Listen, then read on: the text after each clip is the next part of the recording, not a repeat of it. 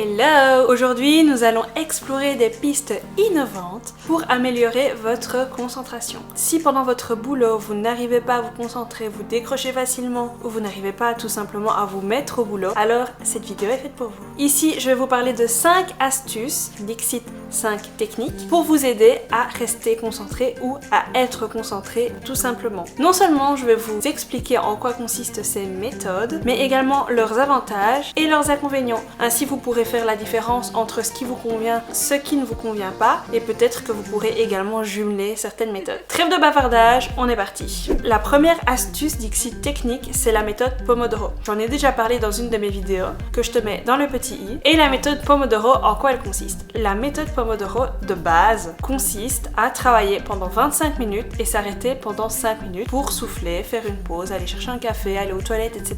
etc. Donc pendant 25 minutes, vous devez travailler de manière intensive, donc juste vous focaliser sur ce que vous devez faire. Et les 5 autres minutes, c'est on quitte ce qu'on est en train de faire pour faire autre chose. Ici, ce que je vous propose, c'est une alternative à la méthode Pomodoro. C'est-à-dire que ici, on ne va pas travailler 25 minutes, mais on va travailler 50 minutes et avoir 10 minutes de pause. Donc sur l'heure, vous aurez travaillé 50 minutes et une pause de 10 minutes. Travailler de manière plus longtemps que la méthode Pomodoro classique, ça permet de ne pas être coupé lorsque l'on a un gros dossier sur le feu. Par exemple, nous, dans notre boulot, on doit parfois répondre à des mails qui sont un petit peu plus épineux, plus compliqués, qui demandent plus de réflexion et en 25 minutes, on n'aurait clairement pas le temps. Donc ici, les 50 minutes, ça permet quand même de travailler beaucoup plus longtemps sur la durée et tout de même d'avoir tout autant de temps de pause pour le cerveau à la fin. Donc finalement, c'est donnant-donnant, qu'on fasse 25, 5 ou 50, 10, c'est le même ratio de travail. La méthode Pomodoro revisitée, comme je l'appelle, ça permet également une meilleure gestion du temps. Et oui, forcément, étant donné qu'on va devoir prioriser les tâches, étant donné que nous n'avons que 50 minutes de travail, ça va nous éviter aussi la procrastination, de dire bah oui, je dois répondre à 10 mails ou je dois faire mon ménage et je n'ai que 50 minutes avant d'avoir ma pause, bah il n'est pas question de commencer à regarder TikTok les 40 minutes avant, parce qu'après on n'aurait que 10 minutes finalement pour travailler. Donc c'est également un des avantages de travailler avec la méthode Pomodoro. Le dernier avantage de cette méthode, c'est qu'elle vous oblige à faire des pauses. Parfois on est tellement mordu dans ce qu'on fait, on ne fait pas de pause et on voit qu'on a commencé à 8h et qu'à midi on n'a pas du tout pris de pause et on a même oublié d'aller aux toilettes et c'est vraiment contre-productif. Effectivement, travailler trop, vous épuisez votre cerveau, vous vous épuisez mentalement et physiquement et donc du coup vous perdez le fil, vous êtes moins concentré, vous êtes peut-être plus distrait parce que vous ne faites pas des pauses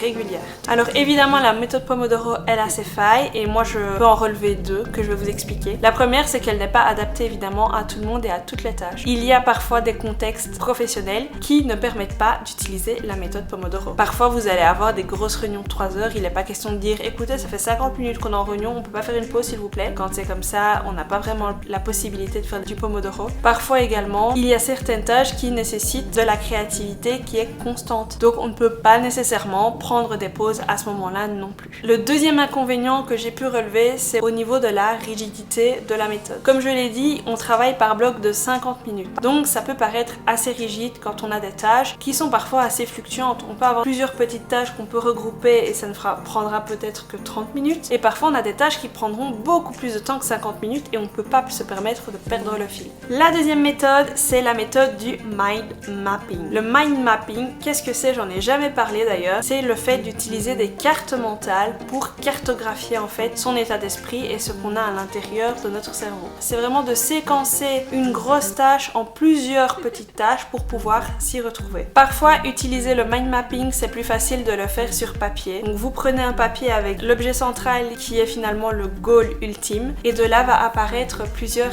ramifications avec les différentes choses à faire. Je vous mets un exemple juste ici de mind mapping qui se fait sur papier mais qui peut se faire également dans la caboche. Alors utiliser la méthode du mind mapping, ça peut avoir effectivement des avantages comme des inconvénients. C'est un peu le principe de la vidéo Elodie. C'est pas grave. Déjà, le premier avantage, étant donné qu'on met tout ça sur papier, eh ben on sait très bien vers quoi on va et finalement c'est un peu notre to-do. De savoir qu'il y a une valise à préparer, bah c'est notre to-do, il faut préparer la valise. Donc voilà, ça nous permet aussi de voir dans la globalité tout ce qu'il y a à faire et permettre de ne pas oublier de faire certaines choses. Ça permet également de structurer ses pensées. Le fait de voir en globalité tout ce qu'il y a à prévoir et à réaliser, ça permet de prendre de meilleures décisions également. Le mind mapping, ça permet également de cultiver votre créativité. créativité. Effectivement, quand on va faire du mind mapping, souvent les gens aiment beaucoup faire soit sous forme d'arbres, sous forme de nuages et de prendre plein de couleurs différentes. Ça permet de cultiver sa créativité et parfois, lorsque l'on commence un mind mapping, on ne se doute pas qu'il y a d'autres tâches qui vont arriver. Plus on va noter, plus on va dire ah oui mais il y a ça à faire, ah oui mais il y a ça en plus à laquelle je n'avais pas pensé. Donc finalement ça entretient la créativité du projet. L'inconvénient de cette méthode, c'est que parfois on part tellement dans nos idées que ça peut être totalement complexe, beaucoup trop complexe. C'est difficile à lire et à mettre en œuvre. Parfois on est tellement pris dans nos idées qu'on note, on note, on note, on note et il y a tellement de choses que finalement ce n'est plus super pratique à lire parce qu'on a trop encombré notre mind mapping. La création de cartes mentales, comme on appelle ça en français, c'est un processus qui prend du temps et ça peut être un inconvénient également. Parfois on n'a pas spécialement le temps de commencer à prendre une feuille, un bic et noter tout ce qu'on doit faire, ça implique, etc.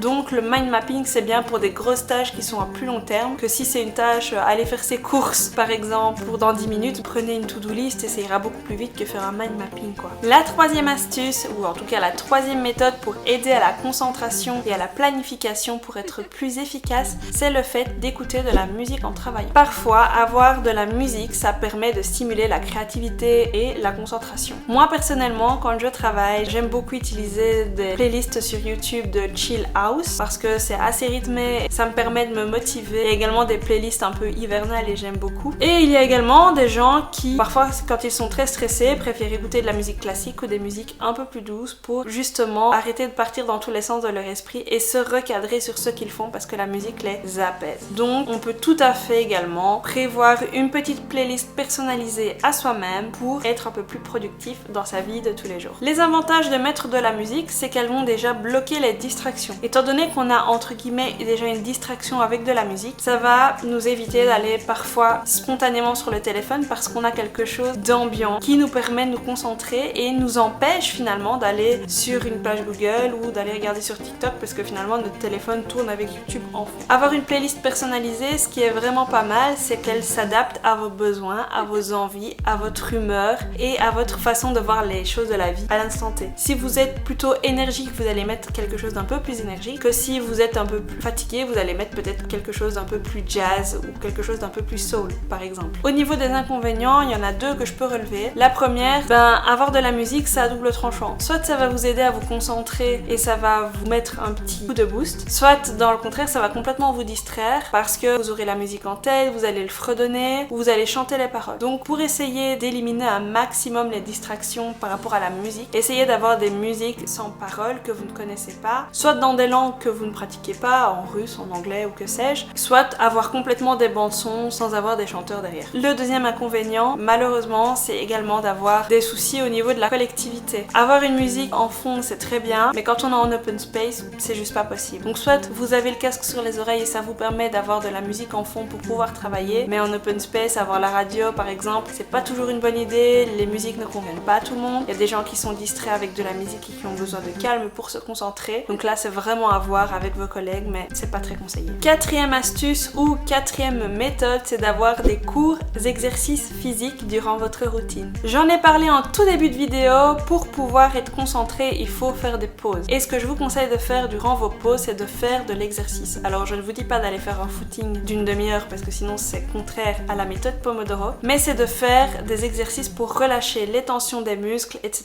etc. Ne fût-ce que aller à la machine à café et revenir, c'est faire de l'exercice. S'étirer, c'est faire de l'exercice. Descendre et monter les escaliers, c'est également faire de l'exercice. Le fait de rester assis par exemple au travail pendant un certain laps de temps, la circulation sanguine ne va pas bien fonctionner et le cerveau ne sera pas suffisamment irrigué. Le fait de faire de l'exercice, ça va pouvoir réveiller un petit peu tous les muscles et toutes les tensions. On se secoue, on fait des exercices, ça réactive un petit peu toutes les terminaisons nerveuses, le sang refonctionne de circuler, le cerveau est également irrigué. Et le must évidemment, c'est de faire ça en plein air. On permet de recharger en oxygène le cerveau, les poumons et le corps. Si on est un petit peu fatigué, le froid, ça permet de se réveiller aussi, sauf si évidemment il fait caniculaire dehors parce qu'on est au mois de juillet, bon là effectivement ça ne nous réveillera peut-être pas, mais en tout cas ce qui est sûr c'est qu'il faut essayer de bouger certains laps de temps, même parfois en travaillant. C'est pour ça maintenant qu'il existe des bureaux assis debout, donc c'est des bureaux qui se soulèvent, qui nous permettent soit de travailler assis, soit de travailler sur un ballon. Et alors sur les gros ballons d'exercice de kiné, on peut parfois travailler comme ceci avec un ballon et ça nous permet nous stimuler tout en travaillant,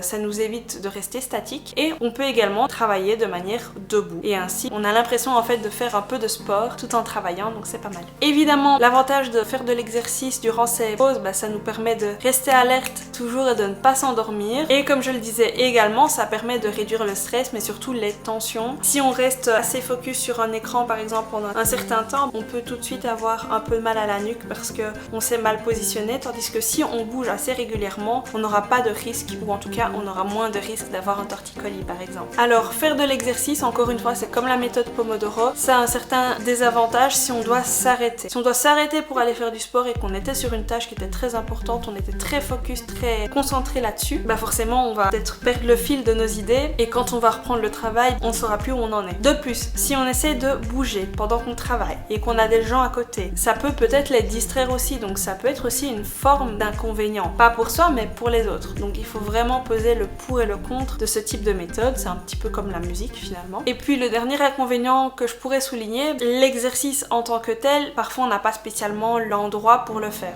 Monter des escaliers ou les descendre, normalement ça devrait aller. Marcher un petit peu, ça devrait aller aussi. Mais évidemment, si on veut commencer à faire une marche de 10 minutes, il faut trouver les endroits. Si vous travaillez dans un centre commercial, c'est peut-être pas facile, ou même si vous êtes en cours dans un amphithéâtre, vous n'allez pas commencer à monter et descendre les escaliers de l'amphithéâtre pendant la pause de 10 minutes. Donc voilà, c'est franchement adapté en fonction de la situation des uns et des unes. Et enfin, la dernière astuce, et en tout cas la dernière méthode que je peux vous proposer pour vous aider à vous concentrer et rester concentré, c'est la méthode de la visualisation. La visualisation, c'est un peu comme le mind mapping. Quel est le goal final? Quel est l'objectif final que je dois faire? L'objectif final, c'est de réussir mes études, c'est de préparer un exposé. En fait, le fait d'avoir un objectif final qui est concret et qui est défini, qui est dit SMART, spécifique, mesurable, atteignable, réalisable dans le temps, ça vous permet de vous motiver finalement et de vous concentrer sur cette tâche. Avoir vraiment un objectif final, ça vous permet de rester concentré et surtout rester motivé à établir votre objectif. Alors évidemment, les avantages de la visualisation, c'est que ça peut effectivement donc renforcer votre confiance en vous, parce que vous avez vraiment envie de réussir et vous savez que vous pouvez réussir, et ça je peux vous l'affirmer, vous êtes capable, mais également renforcer vos capacités pour les faire. Parfois le fait de se dire voilà, je veux réussir telle ou telle chose, je vais simplement m'en donner les moyens, je vais chercher des informations sur internet, je vais peut-être demander de l'aide s'il y a des choses que je ne comprends pas, et tout ça, ça va me permettre de réaliser finalement le rêve que j'ai, qui est de réussir ça ou ça ou ça. Le fait d'avoir aussi une tâche qui est définie, comme je le disais, ça doit être SMART, donc ça doit être réalisable dans le temps. Vous avez une date butoir. Le fait d'avoir une date butoir pour réussir cet objectif, ça vous permet d'avoir une échéance et de savoir le temps que vous devez consacrer à cette tâche pour pouvoir la réussir. Et ça va réduire votre stress, parce que finalement, vous ne la ferez plus dans la précipitation comme avant, parce que je vous vois venir avec la procrastination, tout ça, on connaît, on l'a tous déjà fait. Et finalement, on ne procrastinera plus parce qu'on sait qu'à telle date, il faut avoir réussi cet objectif. Alors, au niveau des inconvénients, ça peut être inefficace quand même pour certaines personnes. C'est pas tout à fait adapté pour tout le monde. Parce qu'il y a des gens qui n'arrivent tout simplement pas à se projeter, ou qui ont du mal à se fixer une date butoir, ou tout simplement, pour eux, c'est une tâche qui ne leur semble pas tellement importante que ça, et donc du coup, ils ne vont pas y mettre leur âme ou tout leur corps pour réussir cet objectif. Et dans ce cas-là, ça ne fonctionne pas. La visualisation, c'est vraiment pour des tâches qui vous tiennent un peu plus à cœur ou qui sont assez importantes dans votre vie ou dépendantes pour votre carrière, plutôt que de faire des choses qui sont un petit peu plus futiles, à laquelle vous pourriez vous dire c'est pas très grave si c'est pas fait pour ce jour-là, ça peut reporter, parce que finalement c'est pas trop ça la méthode de la visualisation. Et puis la visualisation, ça demande aussi un certain temps de préparation, un peu comme le mind mapping. Et oui, la visualisation, il faut quand même prendre quelques minutes dans sa petite tête pour se dire voilà, pour telle date j'aimerais réaliser ça, et comment je vais le faire comme ça.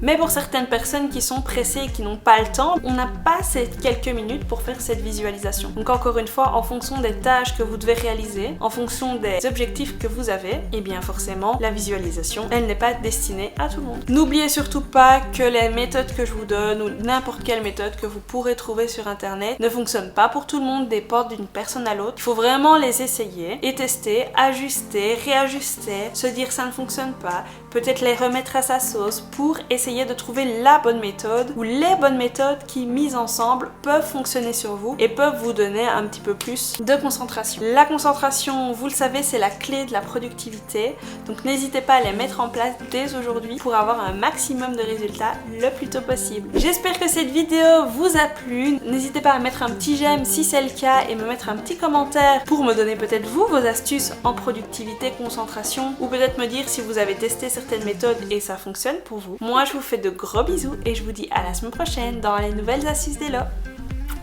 Ciao ciao!